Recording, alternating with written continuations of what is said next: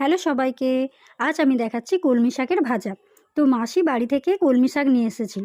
মাসিদের বাড়িতে কলমি শাকের পুরো বাগান রয়েছে। তো প্রথমে কলমি শাকগুলোকে ভালো করে ধুয়ে আমি কুচি কুচি করে কেটে নিয়েছি।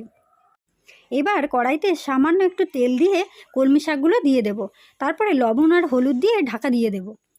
2-3 মিনিট পর ঢাকনা খুলে দেখব যে শাকগুলো পুরো নেতিয়ে গেছে। ব্যাস ভালো করে খুন্তি দিয়ে নেড়ে নেব।